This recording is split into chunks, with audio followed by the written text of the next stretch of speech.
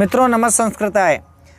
आज हम लोग चर्चा करेंगे, अभी दीर्घ संधि की चर्चा हो चुकी है, आपने दीर्घ संधि पढ़ा है। आइए अब एक गुण संधि पर भी हम आपसे चर्चा कर लेंगे, लेकिन पहले आप ये सुन लीजिए कि गुण होता क्या है। एक सूत्र है अदेंग गुणः। अदेंग गुणः कहता है अत अर्थात ह्रस्व आकार, और एंग एक प्रत्याहार है जिसमें ए और ओ ये दो वर्ण आते हैं। अर्थात इसका मतलब हुआ, यदि आपसे पूछे कि गुण संज्ञा करने वाला सूत्र कौन सा है तो आप अदेंग गुणः कहिएगा, और यदि पूछे कि गुण संधि करने वाला सूत्र कौन सा है तो आद गुणः कहिएगा। दो सूत्रों में कन्फ्यूज कभी मत होइएगा। अदेंग गुणः ये बताता है कि गुण क्या है, अर्थात आ ए ओ ये गुण है, और आद गुणः कहता है कि आद के बाद यानी ह्रस्व आ या दीर्घ आ के बाद यदि कोई भी स्वर आएगा तो गुण हो जाएगा। गुण होगा मतलब या तो आ होगा, या तो ए होगा, और या तो ओ होगा। ठीक हो गया। चलिए, तो अब गुण संधि का सामान्य परिचय मैं आपको संस्कृत व्याकरण प्रवेशिका जो पुस्तक है बाबूराम सक्सेना की, उसके आधार पर मैं कुछ उदाहरण आपको देना चाहूँगा।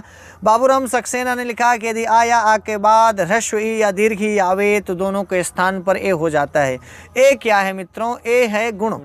मैंने अभी आपको बताया कि ए गुण है, यानी आ ए ओ ये तीन वर्ण क्या हैं? गुण। कभी कभी पूछता है गुण संज्ञक वर्ण कितने हैं, तो लिखिएगा तीन वर्ण हैं। अब आप देखिए, आ या आ के बाद चाहे छोटी ई आए चाहे बड़ी ई आए, बचपन में लोग छोटी बड़ी कहते थे, अब आपको ह्रस्व ई और दीर्घ ई ऐसा बोलना चाहिए।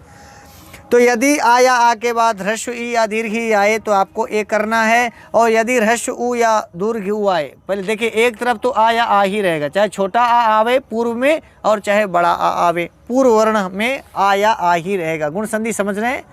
अब पर में ई या ई आएगा तो ए हो जाएगा। यदि आ या आ के बाद उ आ जाए, छोटा उ आ जाए चाहे बड़ा उ आ जाए, तो उ के स्थान पर क्या, आ और उ के स्थान पर ओ हो जाएगा। ध्यान रखना है, दोनों के स्थान पर हो रहा है। आ और ई मिलकर के ए हो रहा है, आ और उ मिलकर के ओ हो रहा है। अब यदि री और री आए, चाहे छोटी री आए चाहे बड़ी री आए, आ या आ के बाद री आएगा तो आ होगा। गुण वर्ण चूँकि आ ही है। अब चूँकि री के स्थान पर जो भी आदेश होगा वो उरण रप्रह सूत्र से रेफ के साथ होता है या लकार के साथ होता है। ठीक है, इसीलिए आ और री जब भी मिलेगा तो गुण वर्ण आ होगा, लेकिन इस आ के साथ रेफ जुड़ेगा, अर्थात आ और री दोनों के स्थान पर अर होगा। क्या होगा? अर। और यदि आ या आ के बाद यानी छोटा आ या बड़ा आ पहले आए, चाहे छोटा आ आए चाहे बड़ा आ आए, और बाद में चाहे री वर्ण आए, री ना, अच्छा री तो ह्रस्व ही होती है, दीर्घ री होती नहीं, इसलिए री वर्ण आए तो अल होगा तो गुण वर्ण आ ही, लेकिन उरण रपरा सूत्र कहेगा कि री के स्थान पर कोई आदेश हो रहा हो तो रेफ के साथ हो यानी अर हो, और री के स्थान पर कोई आदेश हो रहा हो तो लकार के साथ हो यानी अल हो। कोई दिक्कत, कोई प्रॉब्लम? हाँ, प्रॉब्लम एकदम नहीं होनी चाहिए। अब कुछ उदाहरण देख लीजिए। सारे उदाहरण ये किसके हैं? बाबूराम सक्सेना के। हाँ, तो बाबू को कभी नहीं भूलिएगा। अब बाबू के साथ राम जुड़ा है, और राम ही प्यार लगाएंगे आपका, नहीं? हाँ हाँ, और राम के आगे सक्सेस लगा है, तो बबुआ राम सक्सेस कर रही हैं भैया। समझ में आ गया? तो बाबू को भी याद रखिए, इसलिए कि बाबू आपको पैदा किए हैं, और राम को याद रखिए। और सक्सेना लिखा है तो मैंने सक्सेस तभी मिलेगी जब बाबूराम सक्सेना आप पढ़ेंगे तब। तो आइए आपको गुण में मैं कुछ उदाहरण बता दूं। गुण संधि में उदाहरण है ना, उपधन इंद्रः उपेंद्रः। उप के पा में क्या है? हाँ, ह्रस्व आ, और इंद्र में क्या है? ई, ह्रस्व ई। तो अभी आपको बताया गया कि आ और ई मिलकर के क्या होगा? अगला उदाहरण देखिए। अभी आपने देखा ना, उप के पा में आ है और आगे इंद्र का ई है, आ ई मिलकर के ए हो गया, बन गया उपेंद्र। क्या बना? आगे है गण धन ईशः। क्या है? गण के णा में क्या है? आ, और ईशा में क्या है? ई। आ और ई मिला तो क्या बनेगा? ए। और गण धन ईशा बराबर गणेशः, और रमा धन ईशा क्या बन जाएगा? रमेशा। देखिए, रमा के माँ में दीर्घ आ है और आगे दीर्घ ई है, दीर्घ आ और दीर्घ ई मिलेगा तो भी ए ही होगा। इसलिए देखिए, रमा धन ईशा क्या बना? रमेशा। रमा धन ईशा क्या बना? रमा के माँ में विद्यमान आ और ईशा में विद्यमान ई। आ और ई दोनों चले जाएंगे, और इन दोनों के स्थान पर एक स्वर वर्ण आएगा, और वो स्वर वर्ण होगा ए। समझ में आया? मैं आपको ये बताता चलूँ कि आ का उच्चारण स्थान कंठ है, और ई का उच्चारण स्थान तालु है, और ए का उच्चारण स्थान कंठ तालु है। इसीलिए आ और ई जब भी मिलेंगे तो ए ही होता है, क्योंकि यही है स्थाने अंतरतमः, आप यही है उच्चारण स्थान की समानता के आधार पर वर्णों का आदेश होता है। आगे देखिए गंगा धन ईश्वरा, गंगा के गा में क्या है आ और ईश्वरा में क्या है ई, आ ई मिलकर क्या बन गया ए, क्या बना गंगेश्वरः। आगे देखना अब ऊ का उदाहरण देख लीजिए जहाँ ओ हो रहा है, वृक्ष के क्षा में आ है और ऊपरी में ऊ है, आ के बाद ऊ आया ओ हो जाएगा, अब बनेगा वृक्षोपरि, क्या बनेगा वृक्षोपरि। गगन के ना में आ है, ऊर्ध्वम में ऊ है, आ से ऊ मिला ओ बन जाएगा, ओ होना भी क्या है गुण है, गगन धन ऊर्ध्वम गगनोर्ध्वम, गंगा धन उदकम गंगोदकम, ऐसे यमुनोदकम भी बन जाएगा, नर्मदोदकम भी बन जाएगा। सब बहुत सारे उदाहरण ऐसे आए हैं, लेकिन बाबूराम सक्सेना में जो उदाहरण है मैंने सिर्फ उन्हीं को लिया है।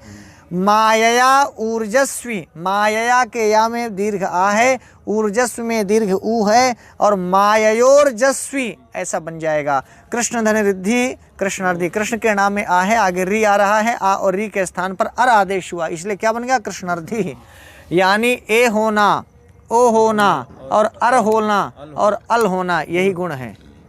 ए हो जाए या ओ हो जाए, या तो अर हो जाए या तो अल हो जाए, यही गुण है। ए कब होगा जब आ से ई मिलेगा, ओ कब होगा जब आ से ऊ मिलेगा, अर कब होगा जब आ से री मिलेगा, अल कब होगा जब आ से री मिलेगा। राइट है। आगे देखो ग्रीष्म धन ऋषु, ग्रीष्म में क्या है माँ में आ है, ऋतु में री है, आ और री मिलकर के अर आदेश हुआ, ग्रीष्म ऋतु बना। ऐसी वर्ष ऋतु भी बन जाएगा, समझ में आया। शिशिर धन ऋतु, शिशिर ऋतु भी बन जाएगा। महाधन ऋषि, महर्षि बन गया, महा के हा में क्या है आ, दीर्घ आ, ऋषि में री, आ री मिल करके अर हो गया, महर्षि बन गया।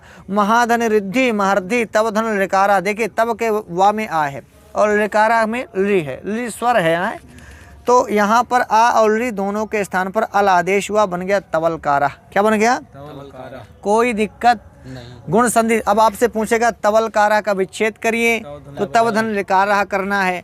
कभी कभी पूछता है कि आ के बाद ई आए तो कौन सी संधि होगी, गुण संधि होगी। या उपेंद्र किस संधि का उदाहरण है, गुण संधि का उदाहरण है। और गुण संधि का सूत्र क्या है, आद गुणः। पूछेगा गुण संज्ञा करने वाला सूत्र कौन सा है, अदेंग गुणः। गंगोदकम में कौन सी संधि है, गुण संधि है। गंगोदकम का संधि विच्छेद करिए, कृष्णार्धि का संधि विच्छेद करिए, कृष्णधन रिद्धि। समझ में आ गया। ग्रीष्म ऋतु में कौन सी संधि है, हाँ ग्रीष्म ऋतु में कौन से दो वर्ण आपस में मिले हैं, आ धन री। यदि आ के बाद री आए तो क्या आदेश होगा, आ के बाद री आए और अर हो जाए, किस सूत्र से, इस प्रकार के आपसे कुछ सवाल पूछे जाएंगे। इनमें कुछ अपवाद भी हैं जहां आ के बाद उ आएगा और गुण नहीं होगा, जैसे अक्षौहिणी इत्यादि। इनकी चर्चा फिर कभी हम आपसे करेंगे। आज मैं सामान्य रूप से गुण संधि कहाँ कहाँ पर हो रही थी उसकी चर्चा कर रहा था। मैं आपको फिर से याद दिला दूँ, यदि आपको संस्कृत गंगा ऐप आज तक अभी आपने डाउनलोड नहीं किया तो कृपया डाउनलोड कर लीजिएगा। ये गूगल प्ले स्टोर में आपको उपलब्ध है, यहाँ भी डिस्क्रिप्शन में लिंक दी गई है और जहाँ कमेंट्स बॉक्स में लिंक दी गई है, कुछ नंबर दिए गए हैं। श्याम जी को आप फ़ोन करके परेशान कर सकते हैं, उनसे आप इसके बारे में सलाह ले सकते हैं। ज़्यादा जानकारी के लिए आप कार्यालय में फ़ोन करें। बस आज इतना ही। नमस्ते संस्कृत, शुभ संध्या, शुभ रात्रि।